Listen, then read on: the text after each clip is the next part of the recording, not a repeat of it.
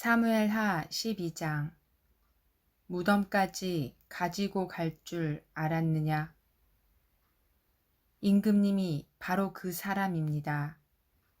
주 이스라엘의 하나님이 이렇게 말씀하십니다. 그때 다윗이 나단에게 자백하였다. 내가 주님께 죄를 지었습니다. 바로 너다. 맞습니다. 바로 접니다. 제가 주님께 죄를 지었습니다. 하나님의 나라는 드러냄의 축복이 있습니다.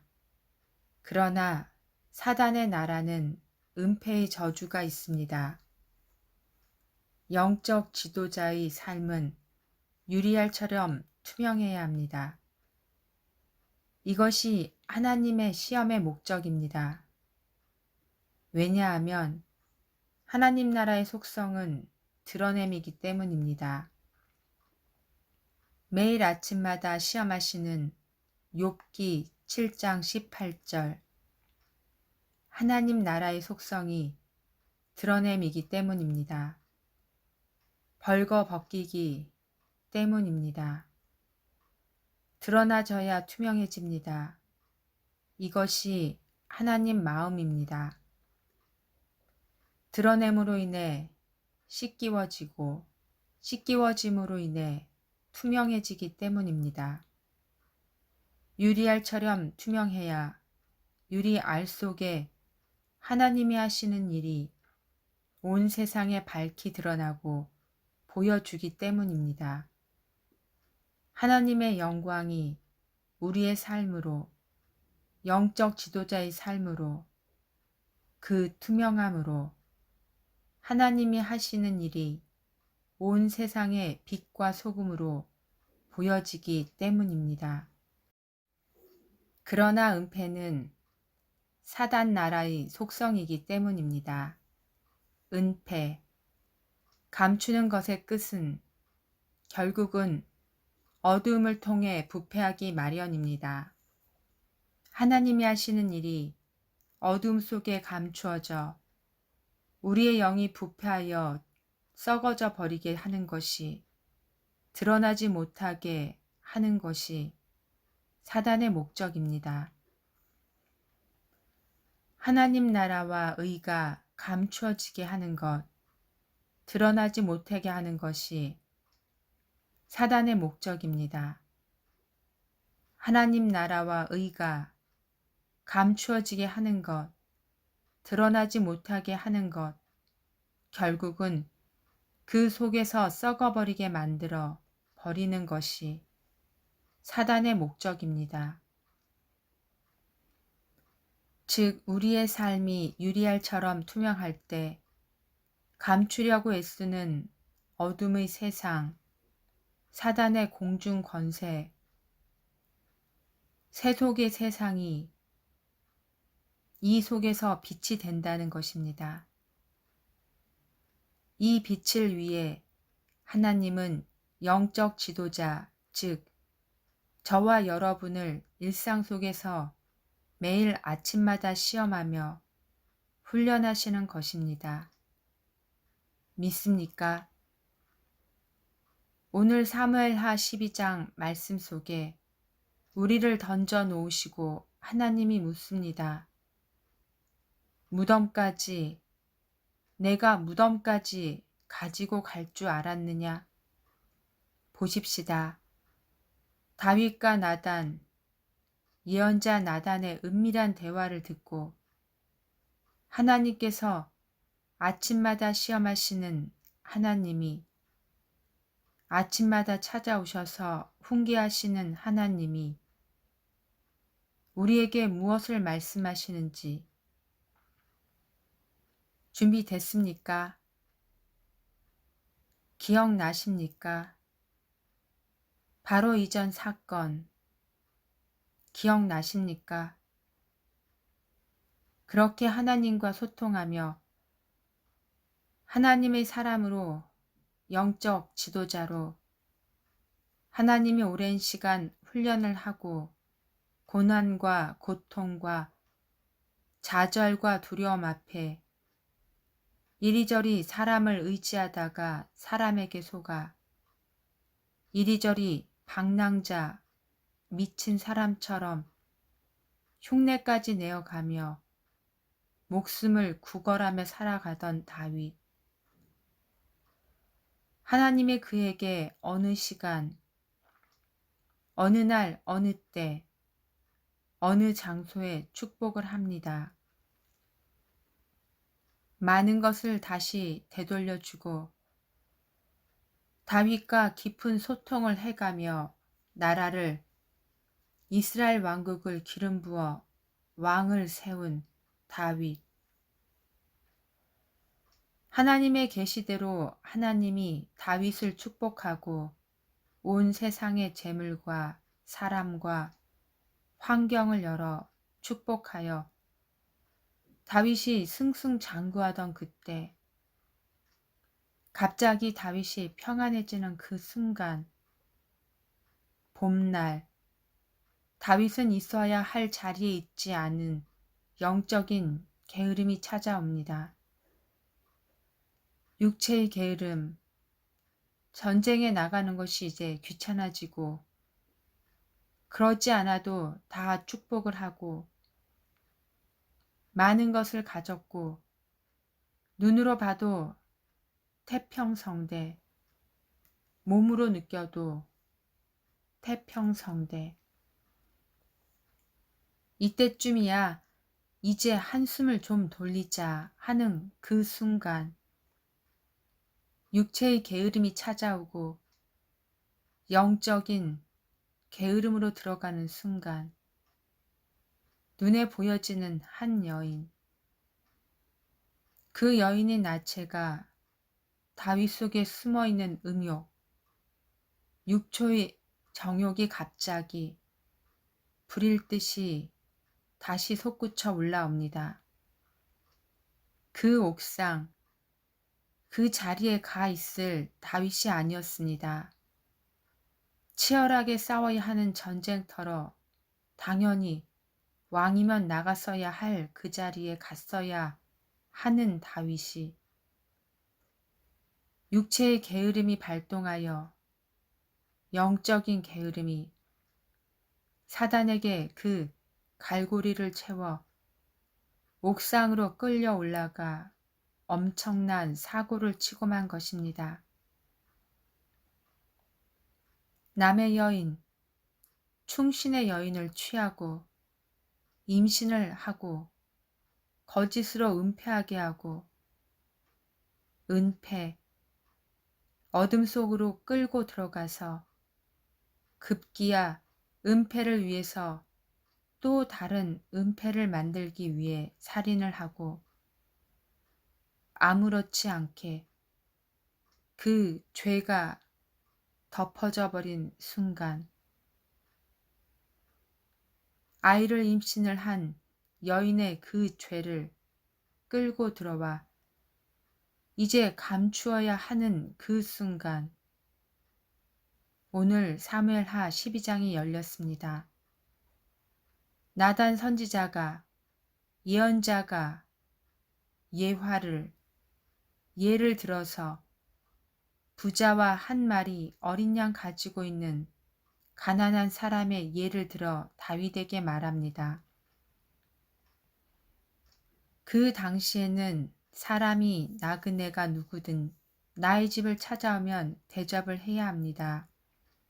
부자는 자기가 가지고 있는 그 많은 양, 나귀를 잡지 않고 바로 옆에 살고 있는 가난한 사람, 그 한 사람, 그 사람에게 있는 한 마리 양, 그것을 가져다가 자기 것도 아닌 남의 것을 빼어다가 나그네를 대접했다라는 이야기를 지금 다윗에게 한 것입니다. 아마 나단도 다윗을 찾아가 이렇게 예화를 들기 전에 직접 노골적으로 당신 왜 사람을 죽였습니까? 왜 남의 여인을 간음을 하고 임신을 시키고 그 충신을 죽였습니까? 바로 이야기를 할 수 없었던 이유가 무엇이겠습니까? 권력을 잡은 왕, 최고의 권력을 잡은 왕이 은밀하게 감춰버린 무덤까지 가지고 갈 죄악, 자신의 측끝 요압 그 외 몇 명 이외에는 아무도 모를 비밀, 정말 감추어버린 판도라 상자를 어떻게 열까 고민을 많이 한 것입니다. 이때 다윗이 나단 선지자가 하는 말을 아직도 깨닫지 못합니다. 영적으로 무기력해지고 무감해지면 하나님의 영이 앞에 나타나도 성령이 나타나도 성령이 말을 해도 귀가 닫혀 듣지를 못합니다. 이것이 저주입니다. 듣지 못하는 것, 듣지 못하면 깨닫지 못하는 것, 깨닫지 못하면 바로 사단의 노예가 되는 것이 하나님의 법칙, 이 사단의 법칙입니다. 우리가 귀를 열어야 하고 깨달아야 하고 그래야 하나님의 뜻대로 살아갈 수 있다는 것입니다. 다윗은 이렇게 말하는 나단 선지자의 이야기를 아직도 못 알아듣고 있습니다. 보십시다. 죽어야 마땅합니다. 지금 자기 이야기인 줄도 모르고 자기가 죽어도 마땅하다는 것을 자기 입으로 시인하는 줄도 모르는 다윗, 보여지십니까? 즉 다윗이 그 부자가 그 암양을 자기 것도 아니고 다른 사람의 것을 가지고 와 그 암양을 죽였으니 그 죽인 암양을 4배나 그 불쌍한 가난한 사람에게 갚아주어야 한다고 자기 입으로 예수 그리스도, 즉 하나님, 주님께서 확실히 살아계심을 두고 맹세합니다. 앞으로 사무엘 하 계속 하나님이 다윗이 지금 한 말대로 하시는 일들이 나오는데 다윗이 한 사람을 죽임으로 인해 그 어린 암약을 죽임으로 인해 4명의 아들이 차례차례 죽어갑니다.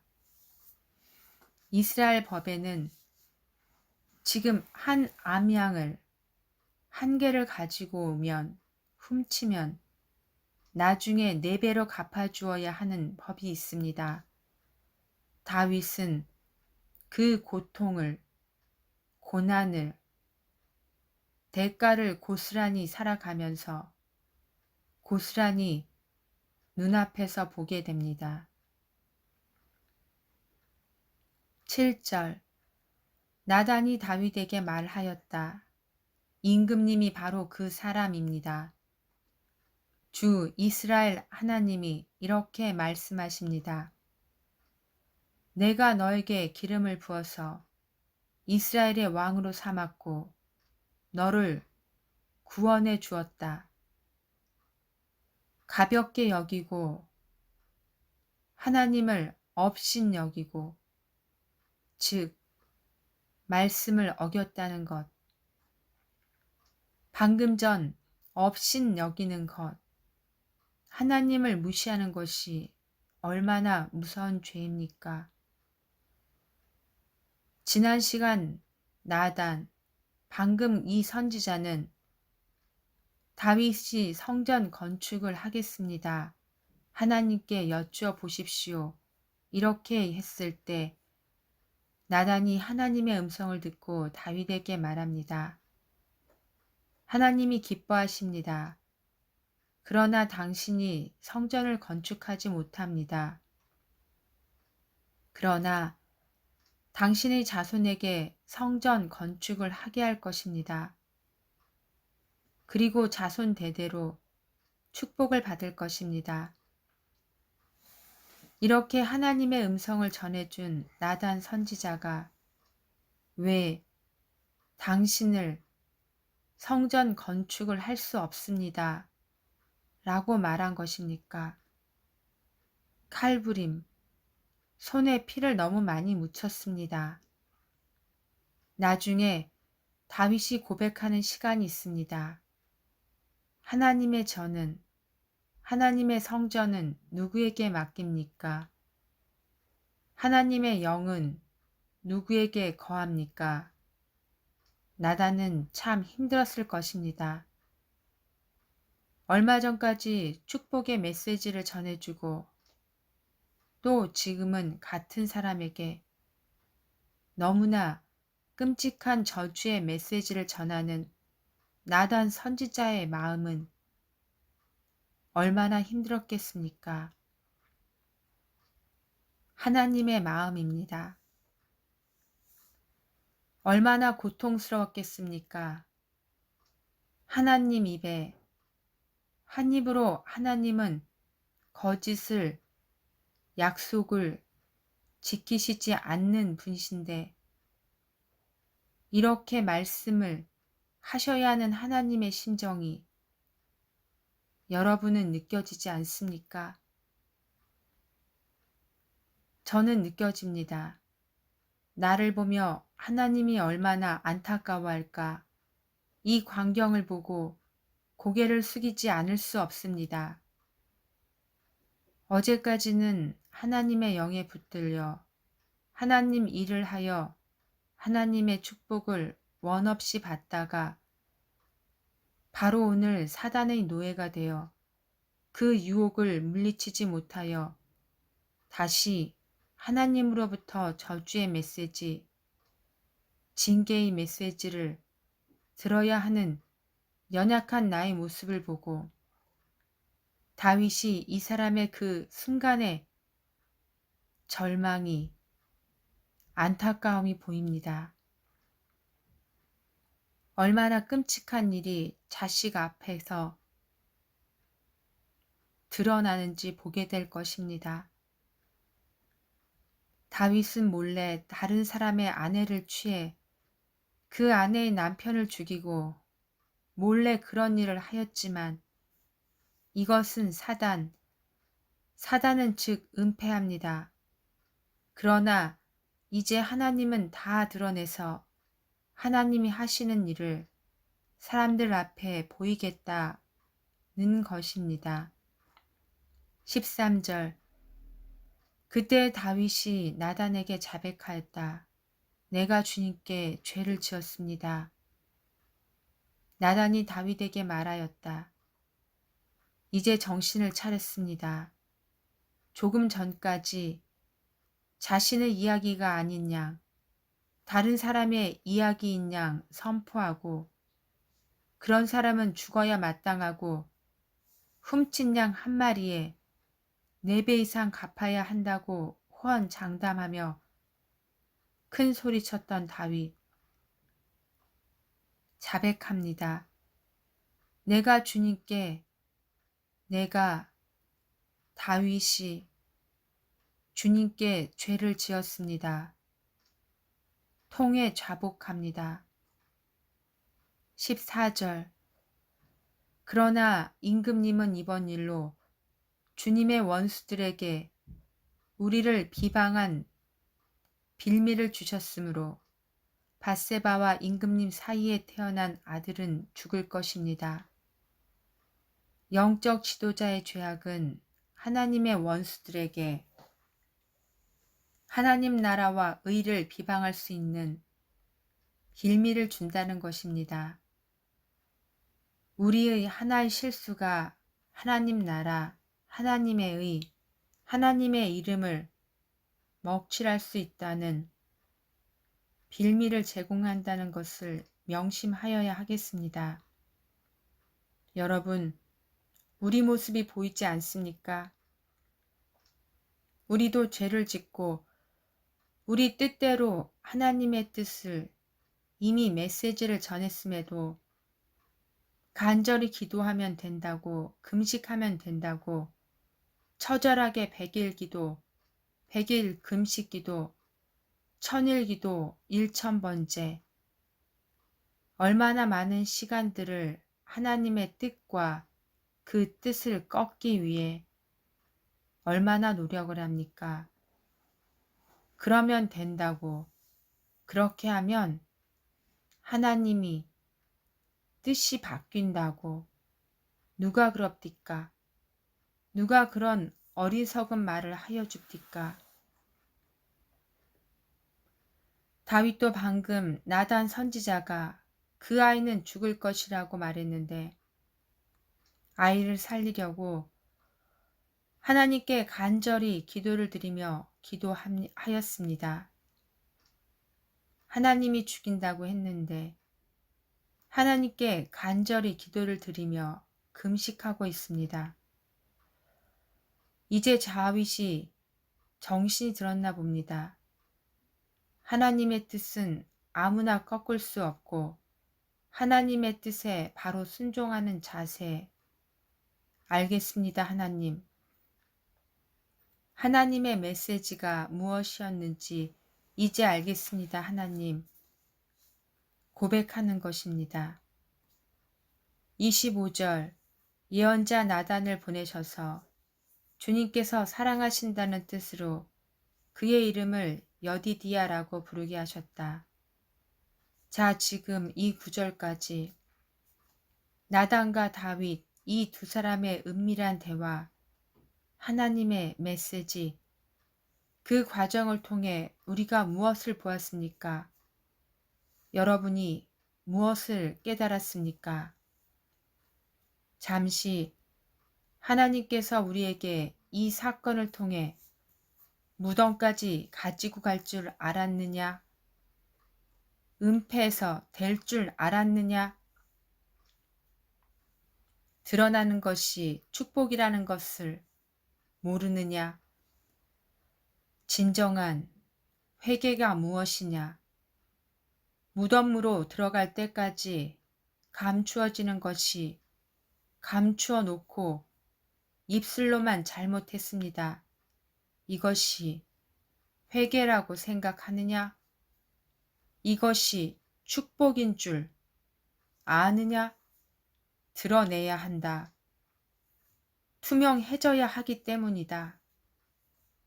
감추어 놓으면, 은폐하면 언젠가 다시 반드시 고개를 쳐들어 또 다른 은폐를 만들게 되어 있다. 거짓은 시작부터 조금씩 또 다른 거짓을 만들어내기 때문이다 라고 보여주는 다윗의 무덤까지 갈 사건을 드러내며 결국은 주님께서 사랑하시는 자 솔로몬 여디디아를 보내주는 사건을 통해 우리를 봐야 합니다. 잠시 여러분 기도하시며 내가 감추어 놓은 것, 무덤까지 가지고 가려고 했던 것, 그것은 진정한 회개의 증거가 아닙니다. 아담과 이브, 감춤으로 인해 자신의 모든 것, 드러나는 것이 부끄러워 감춤으로 인해 하나님이 아담아, 네가 어디 있느냐 하고 부르시지 않았습니까? 드러냄으로 인해 하나님이 축복을 하시기 위해 대가를 치르게 하고 고통 속에 고난 속에 하나님을 보게 하는 하나님의 법칙을 알게 하는 사건들이 성경 속에 차고 넘칩니다. 우리도 한번 그 안에 들어가 봅시다. 주님, 드러나게 하시니 감사합니다. 사무엘하 12장이었습니다. 하나님의 나라는 드러냄의 축복이 있습니다. 드러냄으로 인해 투명해지기 때문입니다. 성경 66권 안에 가만히 여러분이 들여다 보십시오. 어느 누구 하나 은밀한 부분이 없는 사람이 없습니다. 이 모양 저 모양으로 그들의 일상이 적나라하게 드러났을 때 우리는 말합니다. 이해가 안 돼.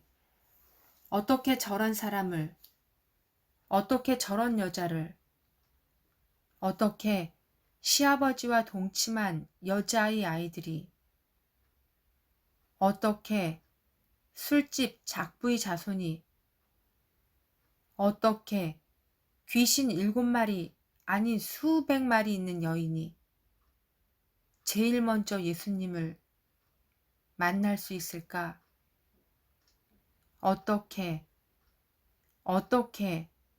말이 안 돼.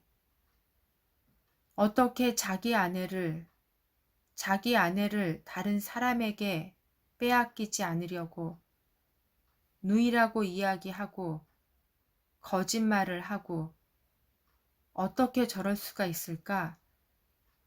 어떻게 아버지 아내, 즉 엄마를 아무리 배다른 자식이라고 한들 범할 수가 있을까? 자신의 아내로 동침할 수 있을까? 얼마나 많은 부분들이 감추어졌으면 좋았을 것을 왜 성경에서 다 드러냅니까? 왜 드러내겠습니까?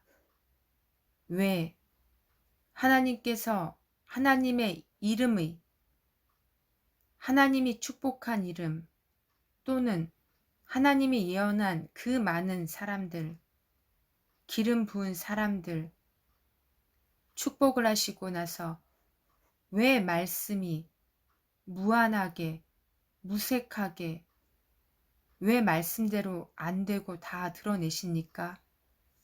하나님이 보시기에 좋았더라 했던 사람들, 아담을 지어놓고 너무 좋아했던 자신의 형상대로 만들어 놓은 사람들이 죄에 있는 것들을 왜 다 드러내십니까?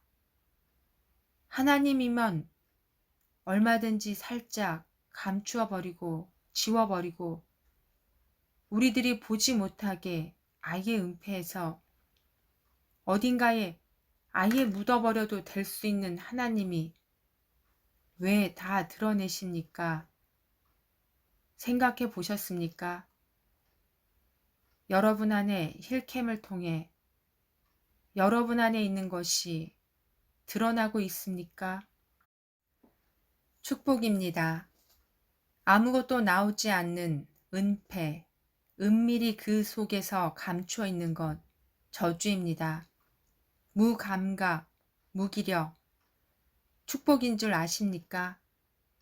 아무것도 안 나오니 나는 아주 깨끗한 사람이라고 생각하십니까?